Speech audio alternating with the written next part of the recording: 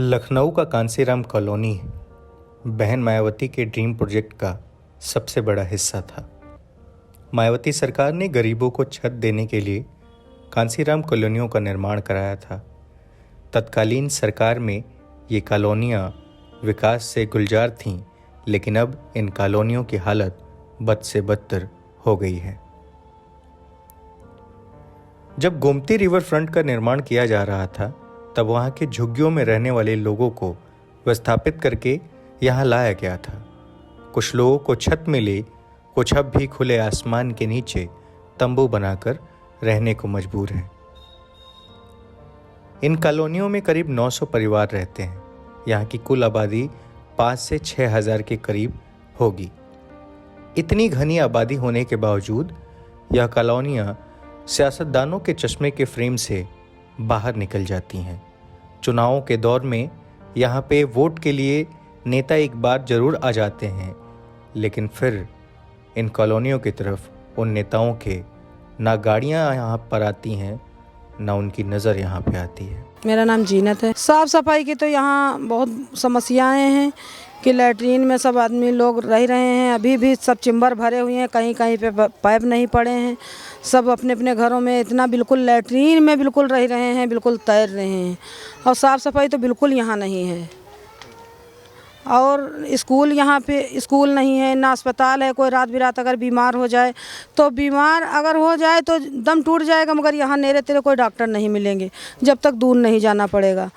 और स्कूल भी यहाँ नहीं है, विद्यालय भी नहीं है यहाँ, क्योंकि जो है बच्चे जाते हैं रोड पार जाते हैं। सरकारी स्कूल है, कहीं इस पार बरी में जाते हैं तो कहीं बच्चों को आने जाने का बड़ा डर रहता है। अभी भी बच्चा एक अभी हफ्ता भर नहीं हुए हैं, उसका पैर टूट गया है रोड पे। रोजगार बस दैनिक मजदूर हैं, ठेलिया चलाते हैं मेरे मियाँ। अब क्या है, जाते हैं मंडी, कहूँ 50 रुपया तो कहीं 100 रुपया। आज हो गए 8-10 दिन तो कोई काम ही नहीं हो रहा। तो सरकारी सुविधा कोई नहीं मिल रहा है? कोई सरकारी सुविधा नहीं मिल रही।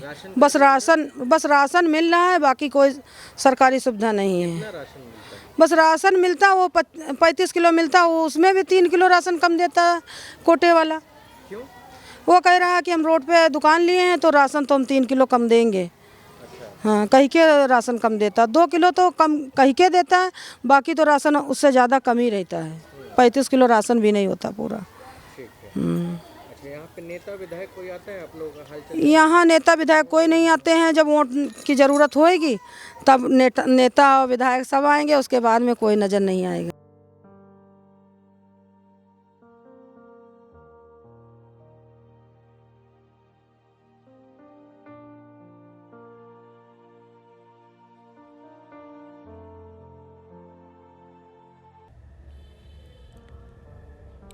ये लखनऊ का एक हिस्सा है, वही लखनऊ जिसे नवाबों का शहर कहा गया, जहाँ की तहजीब पूरी दुनिया के लिए एक बेंचमार्क है, जहाँ की सरकार कहती है मुस्कुराइए, आप लखनऊ में हैं। लेकिन इन लोगों की मुस्कान कब लौटेगी, इसका कोई पुख्ता इंतज़ाम नहीं है।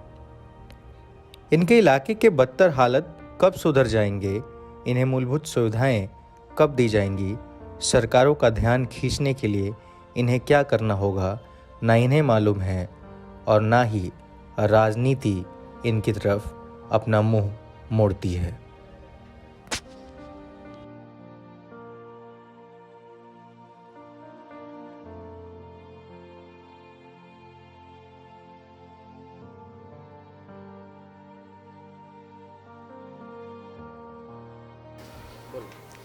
देखिए, मैं अशोक जात का, एससी बिरादर का, दलित, और यहाँ पर जो बड़े बड़े नेता, बड़े बड़े अधिकारी जो लोगों के दलितों के पास जाकर खाना खा रहे हैं या उनके वहाँ बैठ रहे हैं, बातचीत कर रहे हैं, वो सिर्फ दिखावा करते हैं। और लोग दलितों को लेकर कोई भी बात आगे, कोई शिक्षा को लेकर, उनकी व्यवस्थाएं को लेकर दलितों की नहीं करते हैं। सिर्फ इलेक्शन के दौर पर वो लोग आकर बोलेंगे कि हम दलितों के सपोर्ट में हैं, दलितों के वहाँ गए, 2 रोटी खाए, खाना खाए, दिखावा कर दिए, बस वो लोग ये करते हैं। विचारों को लेकर आगे जो बढ़े, उनकी शिक्षा को लेकर वो नहीं बात करते हैं।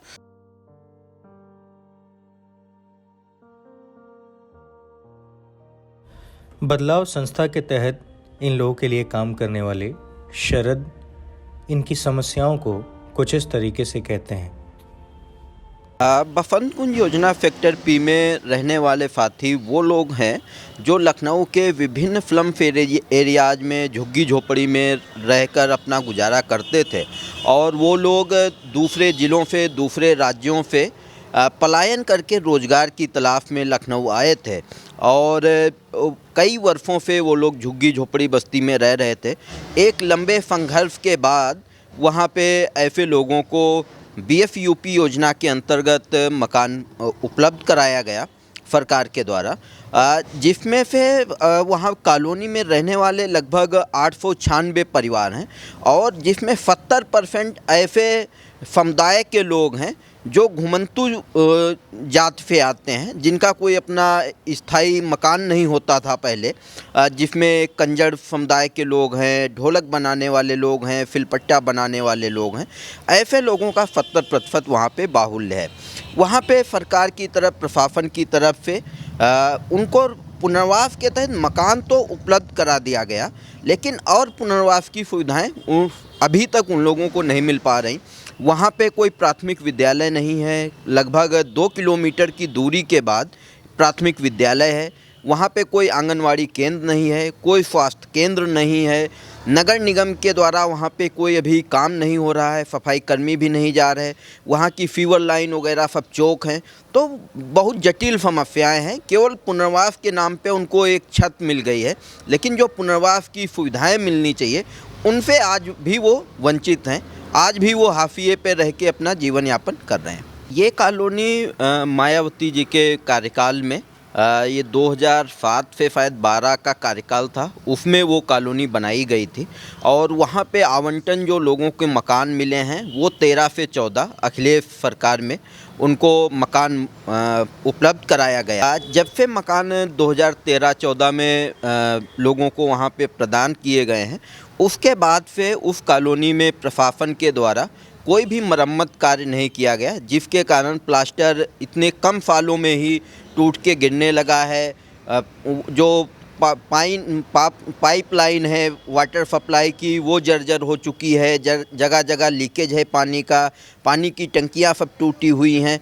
तो बहुत ही खंडहर स्थिति में कॉलोनी रूप ले रही है अपना।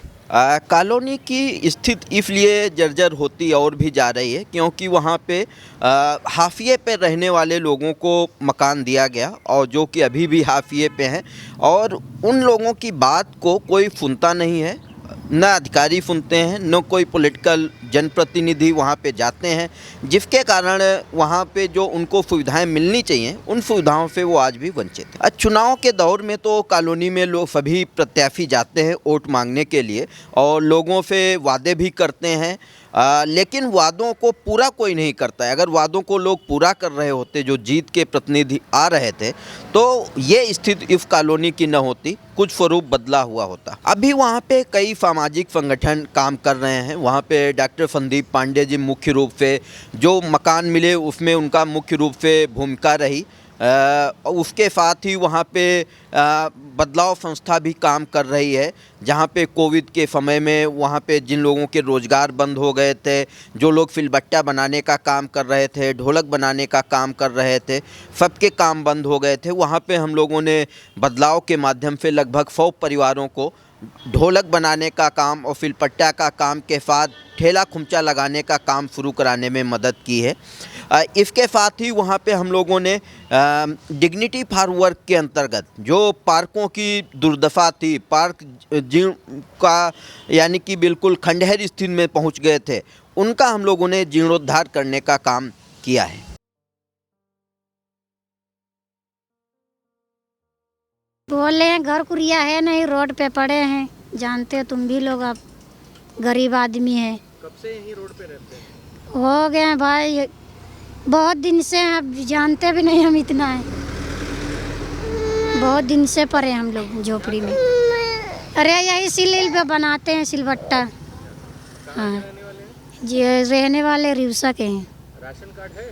राशन कार्ड नहीं बनाए। मिलता है राशन वगैरह कुछ? नहीं, राशन आसन नहीं मिलता भैया। कैसे गुजारा चलता है? ऐसा ही मोल लेते हैं राशन आसन खाने के लिए।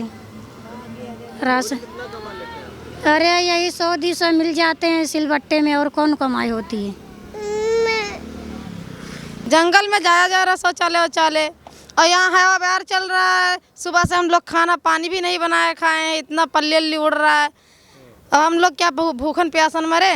तो रहने के लिए कोई जगह नहीं दिया जा रहा है? कोई जगह नहीं दिया जा रहा है, बस यही में पार्क में पड़े थे तो यहाँ से उजाड़ के हम लोग रोड पे आ गए। यहाँ तो चुनाव है, चुनाव में कोई आया नहीं, नेता होता है? नहीं, कोई नहीं। अच्छा, कोई मिलने नहीं आया? कोई नहीं मिलने आया है। आधार कार्ड है? आधार कार्ड है। Voter card? वोटर कार्ड नहीं है। वोट नहीं देते हैं आप लोग? नहीं। कहाँ के रहने वाले? हम लोग रहने वाले यहीं के हैं, जब पहचान पत्र बन जाएगा तभी तो वोट देंगे। तो शौचालय वगैरह कहाँ जाते हैं? जंगल में। शौचालय यहाँ पे नहीं बनाए? नहीं। सुलभ शौचालय वगैरह नहीं? नहीं, कुछ नहीं। अच्छा, कब से झुग्गी में रह रहे हैं? हम लोग करीब 7वां साल लग गया है। 7 साल से इसी जगह पे रहते हैं? हाँ, पहले हम लोग इसमें थे, अब इसमें रोड पे आ गए हैं। साल भर तो खाली रोड पे हो रहा है आने का। अमीर और गरीब में फ़र्क होता है सपने देखने का। अमीर जहाँ उड़ने के सपने देखते हैं, गरीब वहीं पाँव पर छाले ना पड़े इसके सपने देखते हैं। अमीर सोचता है अपना साम्राज्य बड़ा करने की, और गरीब सोचता है कि परिवार के लिए कंबल छोटा ना पड़े। लेकिन इन लोगों की ज़िंदगियों में सपने, खुशी, सब चीज़ छोटे पड़ गए हैं। इनकी तकलीफ़ें जब आप इनके सामने आएंगे, इनके पास आएंगे तो देख पाएंगे। रहने के लिए छत नहीं है, प्लास्टिक के छत के नीचे कैसे भी ये पूरा ठंड का महीना गुजार रहे हैं। बच्चे छोटे हैं, खाने के लिए 2 वक्त की रोटी के लिए इन्हें दिन भर इधर उधर भटकना पड़ता है, छोटे मोटे काम करने पड़ते हैं, कूड़ा और कचरा बीनना पड़ता है।